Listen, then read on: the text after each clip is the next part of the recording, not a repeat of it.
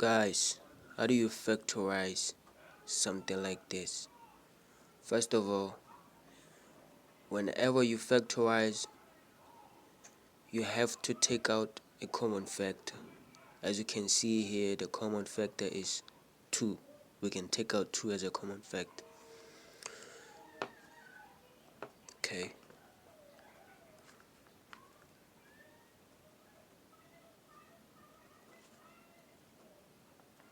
Okay.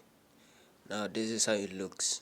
Not always the common factor will be the coefficient. Sometimes the common factor could be x. If there was x here, then the common factor was going to be x. Okay. So now what we're going to do, these two here will remain here up until we finish factorizing. So we will write 2 again. And then, as you know, when you factorize, you must have 2 brackets. Okay. Now, as you can see here,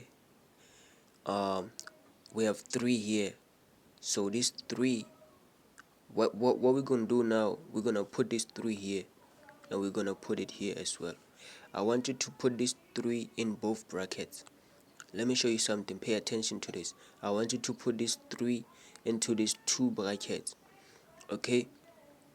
And I want you to put x as well. Put x. Okay. Now, what's next is you're going to take this 3 and then you will multiply it with this 2. So it's gonna give you 6. So you're gonna look for the factors of 6. 1 goes into 6. 1 goes into 6 times. And now 2 goes into 6 3 times. Okay. So now, between these 2, which one are we going to take? We are going to take this 1 and 6. Okay. Why are we taking this common factors? Because as you can see here, we have a negative. This negative, remember this negative, it means that our signs are not going to be the same. We're going to have negative and positive. Okay. So now, another thing that it means that we are going to subtract our factors here. So between these factors here, 1 and 6, and these factors here, which one do we subtract that will give us 5? As you can see, if you say 6 minus 1, it will give you 5, which is what we're looking for. But 3 minus 2, it will not give you 5. So we will take this 6 and 1 and we will put it into the brackets. But don't forget that our signs are not the same. We have a negative and we have a positive. So we're going to look at this sign. This sign is negative. So that means our big number between 1 and 6 will take this sign. So which one is big here? It is 6. So 6 will be negative.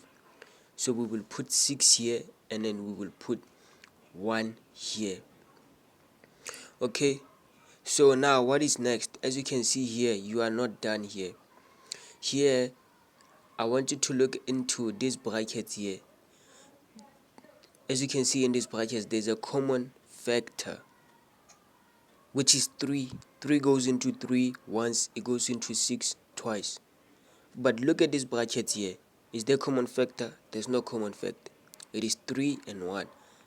There's no common factor. So here you can divide both by 3. You can divide both terms by 3 here. So this 3 divided by 3, it will give you 1. So you can just write x minus 6 divided by 3, it will give you 2. It will you write 2 over there, and then you will have 3x plus 1, and then you put it. That's how you factorize. Simple. But if they say solve for x,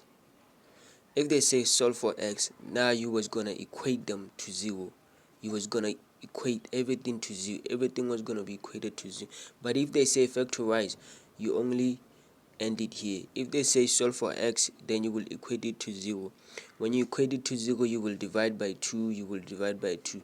You will eliminate these 2. As you know, 0 divided by 2 is 0, so you will remain 0, and then you will be left with x minus 2, 3x plus 1.